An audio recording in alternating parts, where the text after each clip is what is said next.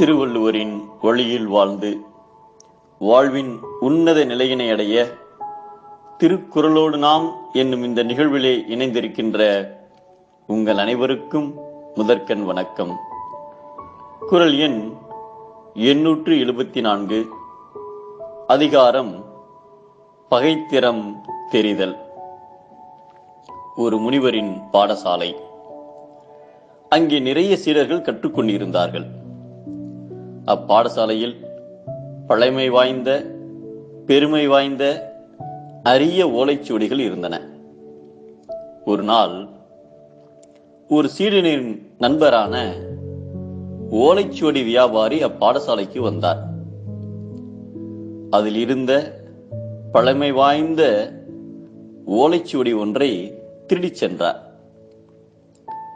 அனைத்து சீடர்களும் குருவிடம் அவ்வியாபாரிதான் திருடி இருப்பார் என்று முறையிட, குருவோ, இதை அவரிடம் கேட்க முடியாது, நீங்கள் இனி எச்சரிக்கையாக இருங்கள், நடந்தவற்றை நான் பார்த்துக் கொள்கிறேன் என்றார்.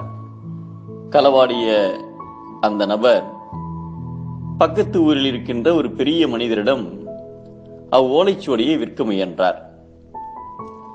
அப்பெரியவர் இச்சுவடியின் மதிப்பை ஆராய ஒரு நாள் அவகாசம் வேண்டும் என்றார்.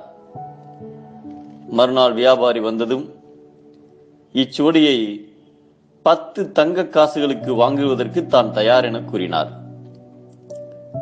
மிக்க மகிழ்ச்சியோடு, அப்படியா, யாரிடம் இதை ஆலோசித்தீர்கள் என்றார் அந்த வியாபாரி.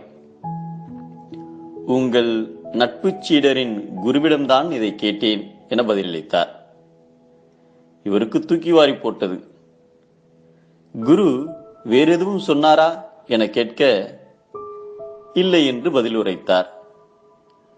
என்னை மன்னித்து விடுங்கள், இவ்வோலைச்சுவடியை விற்கும் முடிவில் இப்பொழுது நான் இல்லை என்று கூறி அச்சுவடியை வாங்கிக் கொண்டு பாடசாலைக்கு விரைவாக சென்றார். அங்கே குருவிடம், குருவே, என்னை மன்னித்து விடுங்கள் என்று கண்களில் நீர் மல்க தன்னை அர்ப்பணித்தார். உனது நேர்மைக்கு நான் உனக்கு கொடுக்கும் பரிசு, நீயே அதை வைத்துக்கொள் என்றார் குரு. ஐயா, வேண்டாம், இது இங்கே இருந்தால் பலருக்கு உதவியாக இருக்கும். என்னிடம் உள்ள அரிய சுவடிகளை கொடுத்து நான் இங்கேயே தங்கி கற்றுக்கொள்கிறேன் என்றார் அந்த வியாபாரி. பகையை நட்பாக செய்து கொண்டு நீதி வழி நடக்கிறவரின் கீழ்தான் இவ்வுலகம் இருக்கிறது என்பதை